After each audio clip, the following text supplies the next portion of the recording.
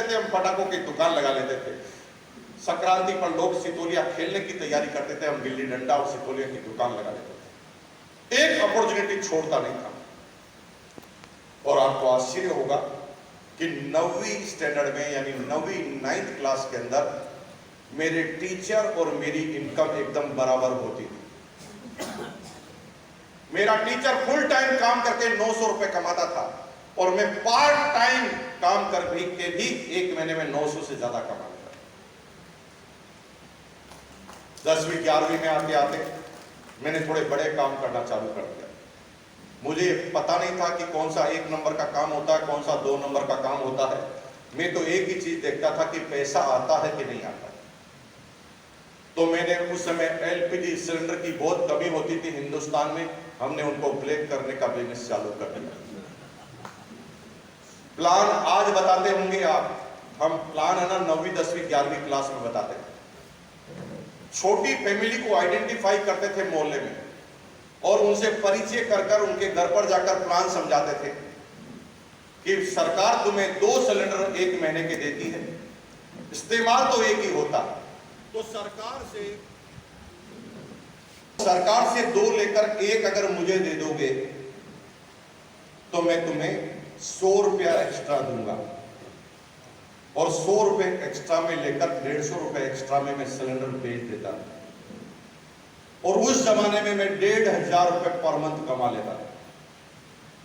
12वीं क्लास में आते आते मेरा सीना 3 इंच बाहर निकल गया।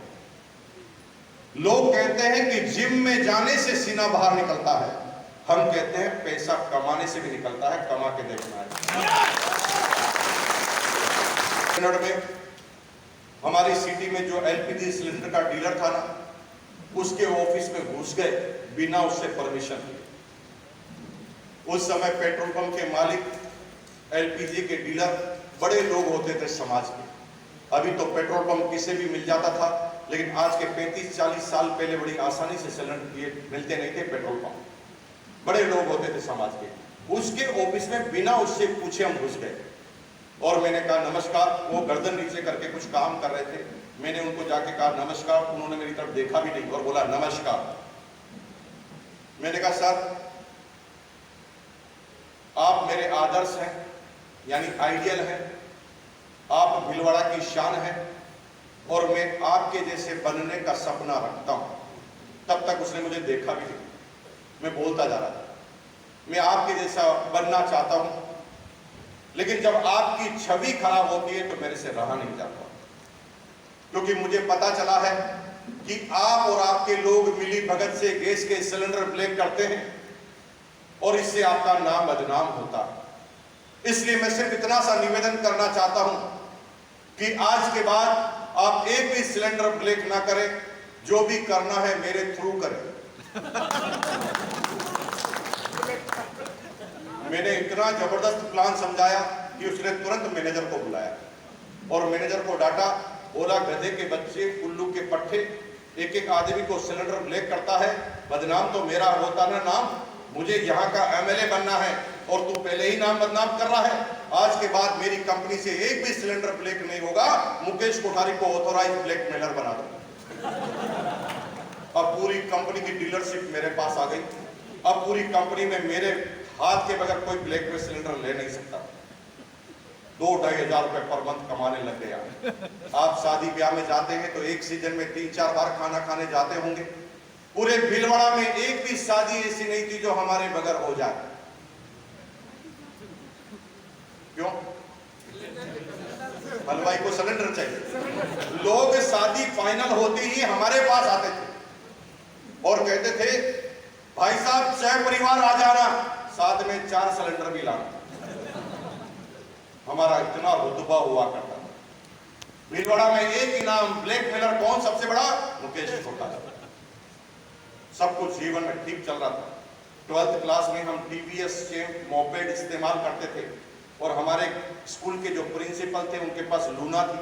हम दोनों ही एक साथ एंटर होते थे स्कूल के अंदर। ये हमारा रुतबा 12th स्टैंडर्ड में हुआ। पढ़ाई में करना नहीं चाहता था, पढ़ाई में मेरी रुचि ही नहीं। मुझे समझ में नहीं आ रहा था कि लोग पढ़ते ही क्यों। मैं खुलकर काम करना चाहता था, लेकिन मेरे पिताजी डिफेंस के डिसिप्लिन के आदमी थे, खड़ूस किस्म के आदमी थे। उन्होंने मुझे एक दिन बिठाकर क्लियर समझा दिया कि भाई मेरे घर में रहना है तो पढ़ना पड़ेगा। पढ़ना पड़ेगा मतलब पढ़ना पड़ेगा, जब तक बीकॉम ना हो जाए तब तक मैं तुझे पढ़ाता रहूंगा। तू 60 साल का हो जाए और बार बार फेल होगा तो बार बार पढ़ाऊंगा, लेकिन जब तक तू पास ना हो जाए तब तक पढ़ाता ही रहूंगा। तो पढ़ना मेरे लिए मजबूरी थी, पास होना मजबूरी थी, क्योंकि छुटकारा मिल नहीं सकता था बिना पास हुए, और हम हर साल पास हो जाते थे। 5 दिन पहले, एग्जाम के 5 दिन पहले ही हम अपनी किताबें खोलते थे, पढ़ने के लिए नहीं, चिट बनाने के लिए। किसको कहाँ रखना है उसका हम इंतजाम पहले ही कर लेते थे। कॉपी करने के मास्टर खिलाड़ी हैं बचपन से, हमारे दिमाग में फिट है। चक्के यानी पहिए का आविष्कार अगर एक बार हो चुका है तो बार बार करने से क्या फायदा है, उससे आगे के आविष्कार हम करते हैं। एक आदमी दिल्ली जा चुका है तो तुम्हें सिर फोड़ने की जरूरत क्या है? जो दिल्ली गया है उसी से पूछ लो ना, दिल्ली जानने में कौन सी सावधानी रखनी पड़ती, कहां पर गाड़ी स्लो करनी है, कहां पर तेज करनी है, कहां पर खाना अच्छा मिलेगा, कहां पर मुझे रेस्ट करना है, कौन सा खतरनाक एरिया है। उस व्यक्ति से पहले क्यों नहीं पूछ लिया जाता जो पहले दिल्ली जा चुका है? लेकिन आम आदमी खुद ही सिर फोड़ फोड़ कर अनुभव लेते हैं, और खास आदमी लोगों के अनुभव से कामयाब हो जाते हैं। और हम क्या सोचते थे कि जब हो चुका है तो हमें करने की जरूरत क्या। कॉपी करने में हम इतने एक्सपर्ट खिलाड़ी थे, जिससे हम कॉपी करते थे ना उसके 95 नंबर आते थे, यानी 95 नंबर आते थे, और हमारे 97 97। अब आपको हंसी आ रही होगी, हंसी से आप कुछ नहीं सीखोगे। पूछोगे कैसे आते हैं तो मैं बताऊंगा, बाकी बताने वाला नहीं हूं। ये तो टेक्नोलॉजी है। चलो, टोटल 5 आदमी पूछ रहे हैं, तो इस सेमिनार के बाद आप मेरे से मिलना, मैं आपको बताऊंगा। ये जानना नहीं चाहते आपको जरूरत। एक बात बता देता हूँ, इस सेमिनार की मैं शुरुआत कर रहा हूँ, उससे पहले मैं आपको बता देता हूँ, भगवान की दया से मैं किसी से भी डरता नहीं, किसी से भी।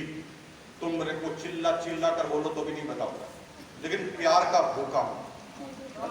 अरे मेरे से प्यार से आप बोलोगे, आपके नक्सलबारी में मकान बना लूंगा और यहीं पर शिफ्ट हो जाऊंगा।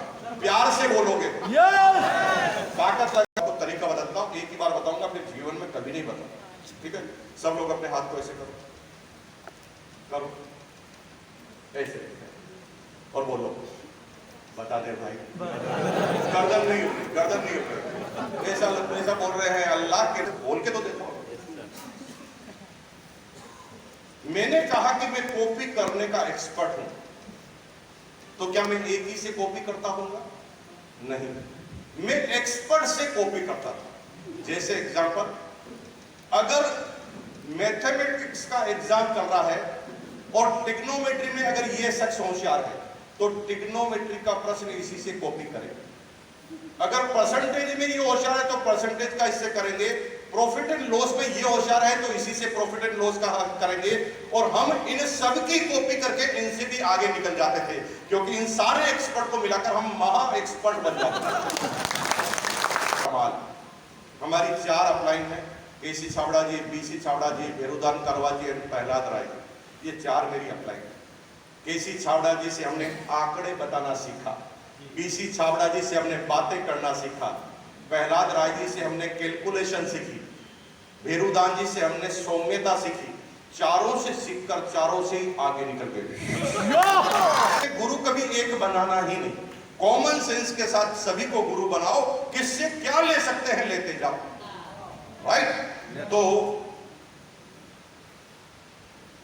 जैसे तैसे हमने बीकॉम का एग्जाम पास कर लिया और अच्छे नंबरों से पास कर। उस दिन मेरे पिताजी से ज्यादा मैं खुश था। क्यों? अब पढ़ना नहीं पड़ेगा, अब मैं आजाद हो गया हूं, अब मेरे पिताजी मुझे कुछ नहीं कह पाएंगे। तो मैं प्रसन्नता में सोच रहा था और मैंने एक प्लान बनाया। प्लान था कि मैं नौकरी से शुरुआत करूंगा, धीरे धीरे उस कंपनी का मैनेजर बनूंगा, फिर उसी कंपनी का सीईओ बन जाऊंगा, फिर एक छोटी सी कंपनी खोल दूंगा और फिर जिस कंपनी में काम करता उसी को खरीद लूंगा। इसे कहते हैं मुंगेरी लाल के हसीन सपने जो हम देखा करते हैं, और मैंने वो सारे सपने देख लिए। लेकिन पहला महीना जब मैं नौकरी करने गया तो 12 घंटे रोज काम करने के बाद 1 महीने के बाद मेरे बॉस ने मुझे बुलाया और कहा, शाबाश, वेरी गुड, बहुत अच्छा लड़का है। जितने भी बीकॉम आते हैं उनको हम 700 रुपए देते हैं महीने के, तुझे 750 देंगे। मुझे एकदम हंसी आई। मैं तो 2-2.5 हजार रुपए पार्ट टाइम में कमा लेता था, और ये 12 घंटे के बाद मुझे 750 रुपए ऑफर कर रहा है। मुझे इतनी हंसी आई कि मैं मन ही मन सोचा और गाना गाया, तेरी दुनिया में न रखेंगे कदम आज के बाद। और मैं वहां से चल पड़ा। घर पर आ रहा था तो रास्ते में बार बार सोच रहा था, करना तो नौकरी नहीं है, लेकिन पिताजी को कैसे समझाएंगे। दुनिया में सबको मैं समझा सकता था, लेकिन मेरे पिताजी को समझाना मेरे बस की बात नहीं थी। तभी मेरे दिमाग में आइडिया आया, माँ को अगर समझा देंगे तो माँ के आगे पिताजी की वैसे भी चलती ही नहीं। सारे बच्चे माँ का ही हथियार इस्तेमाल करते हैं पिताजी के। पिताजी को कुछ समझाना है तो माँ को पहले समझा देते हैं, और माँ फिर दुर्गा के रूप में बात करती है और पिताजी की चलती है। तो मैंने नौटंकी में होशियार था। मैंने अपने बाल बिखेरे ताकि लगे कि मैं बहुत दुखी हूँ। फिर मैंने थोड़ा पानी लिया, आंखों की तरफ मारा ताकि लगे कि आंसू आ रहे हैं, और फिर मैं रोते रोते माँ के पास गया। माँ, ये नौकरी मैं नहीं करूंगा। माँ, वो जो मेरा बॉस है ना, मुझे 750 रुपए का समझता है। माँ, क्या मैं तुझे 750 का लगता हूँ माँ? तो माँ ने मेरे सिर पर हाथ रख के कहा, नहीं बेटा, किसने कहा? तू तो करोड़ों का। क्या बोला? तू तो करोड़ों का है। ये मेरी ही माँ ऐसी है कि तुम्हारी भी ऐसी है? तो तुम्हारी माँ के लिए तुम ताली बजाना भाई, मेरी माँ के लिए माँ है, इसलिए माँ का कोई कंपैरिजन नहीं है पूरी बस्ती का। तो मैं एकदम खुश हो गया। मैंने कहा बस माँ को पटा लिया, अब पिताजी को माँ पटा लेगी। और मैंने देखा कि अब पिताजी कितनी देर में आएंगे, तो पीछे घूमकर देखा तो पिताजी तो पीछे ही खड़े थे। वो मुझे कहते हैं, अच्छा माँ बेटे मिलकर क्या खिचड़ी पका रहे हो? तुम नौकरी छोड़ने की प्लानिंग तो नहीं कर रहे हो? मेरे घर में रहना है तो नौकरी करनी पड़ेगी। और मैंने सुना है कि तेरी सैलरी सबसे ज्यादा लगी है, फिर भी तुझे प्रॉब्लम है। अरे इस बात से फर्क क्या पड़ता है कि शुरुआत कहां से है, फर्क तो इस बात से पड़ेगा कि जाना कहां पर है।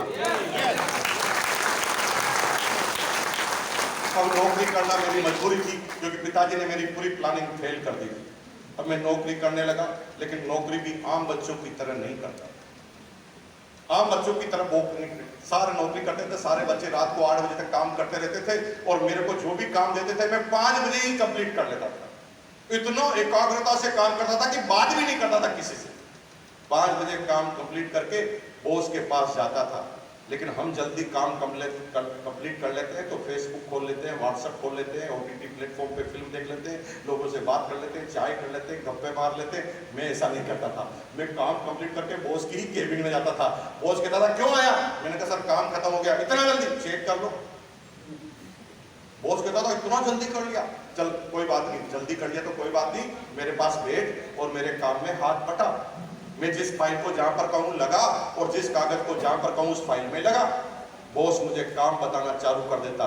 लेकिन बॉस सोच रहा था कि मैं इसलिए आया हूं कि फ्री हो गया हूं। अरे मैं इसलिए थोड़ी गया था, मैं तो ये जानने गया था कि मेरा बॉस ऐसा क्या करता है कि मेरा बॉस बन गया। मेरा बॉस ऐसा क्या करता है कि मेरा बॉस बन गया। बॉस कुछ भी करता था ना, मैं फाइल जमा कराते कराते, फाइल जमा करते करते मैं ना बॉस की तरफ घूर के देखता था कि बॉस करता क्या। बॉस हाथ में कैलकुलेटर लेता था, किससे किसको मल्टीपल करता था, किससे किसको प्लस करता था, और कौन से आंसर को कौन से रजिस्टर में लिखता था। मैं बड़ा घूर के देखता था, और 10 दिन में ये पता लगा लेता था कि एग्जैक्टली बॉस करता क्या। और 10 दिन बाद बॉस को ही प्लान समझा देता था। बॉस, आप MBA हैं, मास्टर ऑफ बिजनेस एडमिनिस्ट्रेशन, इतने बड़े आदमी हैं, इतनी तो बड़ा अनुभव आपका है, इतनी बड़ी शख्सियत आपकी है, क्या ये छोटा मोटा काम करते हैं? ये काम तो आप हमें भी बता सकते हैं। तो बॉस कहता था, ये छोटा मोटा काम नहीं है, मैंने कहा सर हम करके बता देते हैं। 3-4 एंट्री करते, बॉस एकदम खुश। बॉस को पता चल जाता था कि ये कर सकता है और बॉस हमें वो काम दे देते थे। क्या समझाना चाहता हूं? That is called responsibility. जब आप रेस्पॉन्सिबल होते हैं ना, तो दुनिया की हर मंजिल आसान हो जाती है।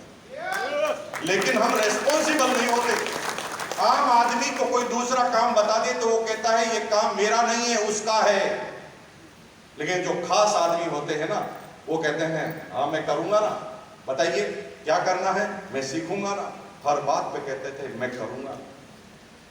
आम आदमी कहता है ये काम कौन करेगा, वो कहता है ये करेगा, वो करेगा, ये करेगा। और खास आदमी से पूछते हैं ये काम कौन करेगा, वो कहता है मैं करूंगा, मैं करूंगा, मैं करूंगा। ये दो अंतर होते हैं आम और खास के। बॉस इधर उधर घूमने चला जाता, मुझे काम संभला कर, और मैं बॉस के काम को करने लग जाता।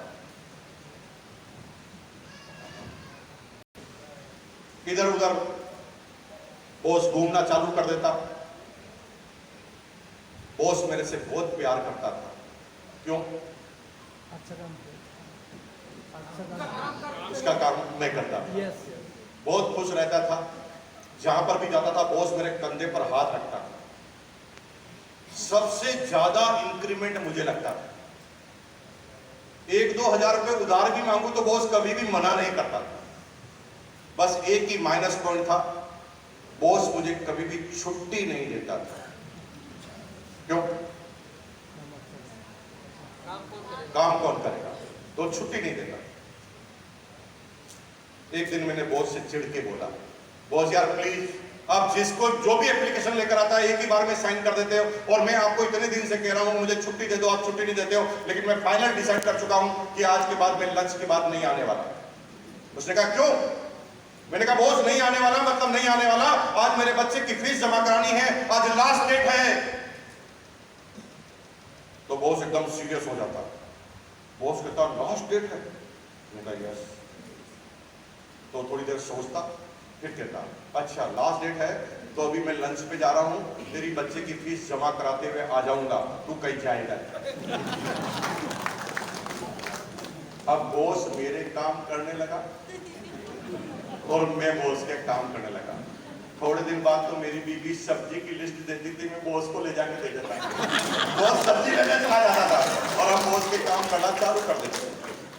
धीरे धीरे हम बॉस के नजदीक पहुंच गए। 500 रुपए का ही अंतर था बॉस की सैलरी और मेरी सैलरी। क्या समझाना चाहता हूं? एक व्यक्ति से नॉलेज उतना ही ले सकते हैं जितना उसके पास है।